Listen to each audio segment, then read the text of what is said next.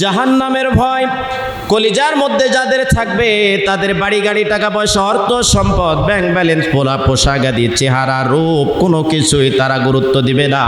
একমাত্র গুরুত্ব দিবে শুধু জাহান্নামের ভয়ে জান্নাতে যাওয়ার আশায়। যারা জাহান্নামের ভয় কলিজায় আছে তারা কিন্তু মসজিদে না এসে বাসায় বসে থাকতে পারে না, রাস্তাঘাটে আড্ডা দিতে পারে না, টাকার হিসাব করতে পারে না, জায়গা জমির হিসাব করতে পারে না। এজ আসি তো কাল নাই, মৃত্যুর কোনো ওয়ারেন্টি গ্যারান্টি নাই।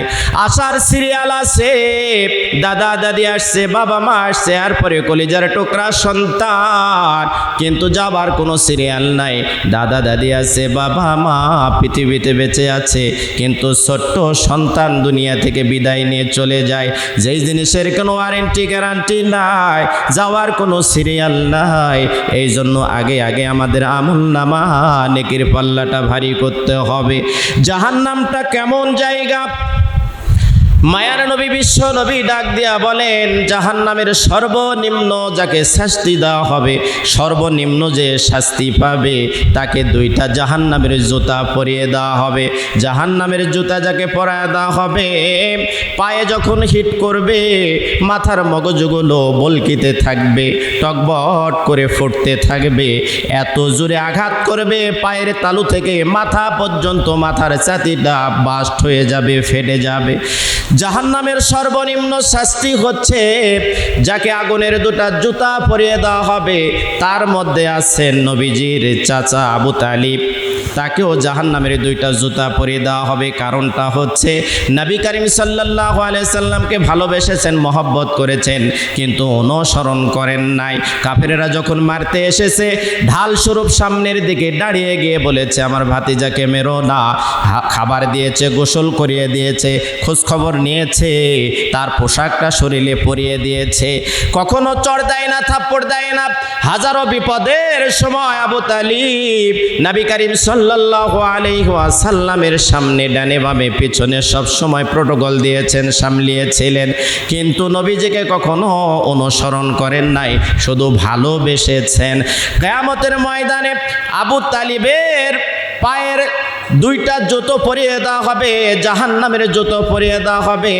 এই আবু তালিব দুনিয়ায় যখন বেঁচে ছিল, মৃত্যু শয্যায় যখন আবু তালিব, ওই সময় নবী করিম সাল্লাল্লাহু আলাইহি সাল্লাম শিওরে গিয়া বসলেন, আর ডাক দেয়া বললেন, চাচা জীবনে এত ভালোবেসেছেন, এত মহব্বত করেছেন, পাগলের মতো ভালোবাসতেন। আবু জেহেল, উতবা, সাইবা, আবুল আহাব যখন আমারে মারতে আসতো, কষ্ট দিত, ওই সময় কিন্তু আপনি তাদের উপরে চড়াও হতেন, তাদেরকে দাঁত ভাঙ্গা জবাব দিতেন।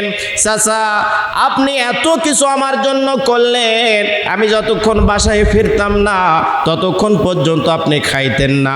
এত মহব্বত করার পরে চাচা আপনি যখন জাহান্নামে যাবেন আমার কলিজায় সহ্য হবে না, আপনি মৃত্যু শয্যায় একটু কালেমা পড়ে বিদায় নেন, শুধু আমার নাম বলার দরকার নাই, আপনি শুধু বলেন লা ইলাহা ইল্লাল্লাহ মুহাম্মাদুর রাসূলুল্লাহ বলার কোনো প্রয়োজন নাই। আমার নাম নিলে যদি এতই সমস্যা হয় আমার নাম নেওয়ার কোনো প্রয়োজন নাই, আপনি শুধু বলেন লা ইলাহা ইল্লাল্লাহ।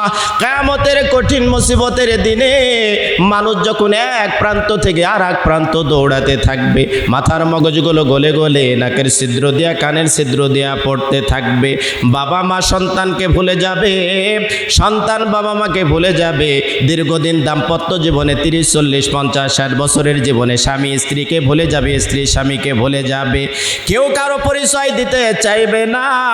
সন্তান কিয়ামতের দিনে মাকে খুঁজতে থাকবে, একটা সওয়াব যদি শর্ট পড়ে যায়, 99টা নেকি আছে, আর একটা নেকি হলেই সে জান্নাতে যেতে পারবে।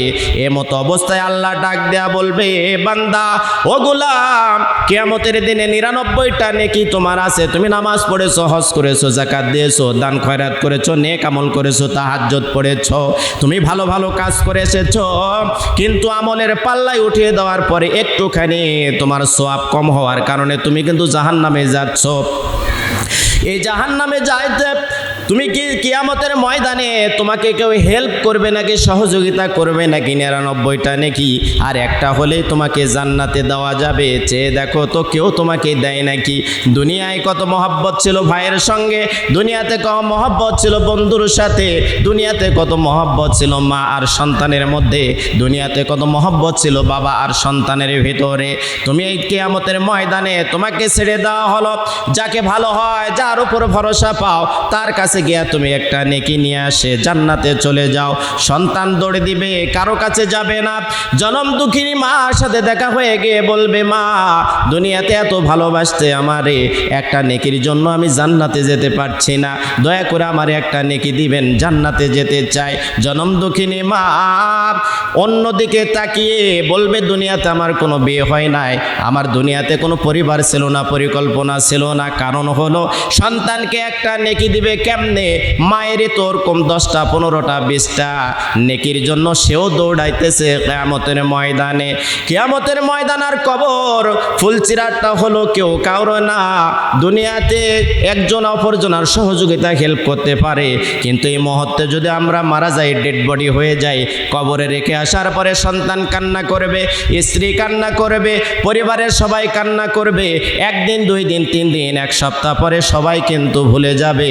এই জন্য কিয়ামতের ময়দানে সবচাইতে জাহান্নামের কম শাস্তি হবে, আগুনের 2টা জুতা পরিয়ে দেওয়া হবে।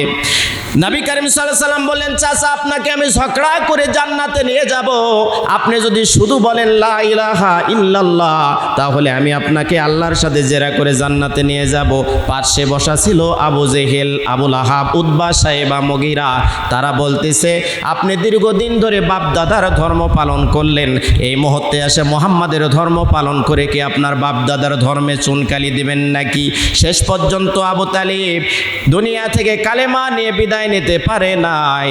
মৃত্যুর পরে নবীজি নিজেই কবরে গিয়ে দোয়া করলেন, আল্লাহ আমার চাচা আমাকে এত ভালোবেসেছে, এত মহব্বত করেছে, আমাকে খাইয়েছে, পরিয়েছে, কাফেরদের হাত থেকে আমাকে বারবার বাঁচিয়েছে, আল্লাহ আমার চাচাকে আপনি মাফ করে দেন, কবরটাকে জান্নাতের বাগান বানায় দেন। এই কথাগুলো যখন বলতেছিল, আল্লাহ রব্বুল আলামিন জিবরাইল আমিনকে ডাক দিয়া বলেন, যাও যাও, আমার বন্ধু যে দোয়া করতেছে এই দোয়াটা আমার দরবারে কবুল হবে না। কারণ হলো আবু তালিব শুধু ভালোবেসেছে কিন্তু অনুসরণ করে নাই। যদি অনুসরণ করতো তাহলে বলতো লা ইলাহা ইল্লাল্লাহ মুহাম্মাদুর রাসূলুল্লাহ, তাহলে নবীজির দোয়া করতে হতো না। মারা যাওয়ার সাথে সাথে নবীজিকে এত ভালোবেসেছে, মহব্বত করেছে, যদি অনুসরণ করতো আমি আল্লাহ রব্বুল আলামিন তার ঠিকানাটা জান্নাতে লিখে দিতাম। সুবহানাল্লাহ। এই জন্য শুধু ভালোবাসলেই হবে না, অনুসরণ করতে হবে। নবীজি কিভাবে চলেছেন, কিভাবে খেয়েছেন, কিভাবে সে আমল করেছেন, সব কিছু অনুসরণ করতে হবে, খুব ভালোবাসলেই হবে না।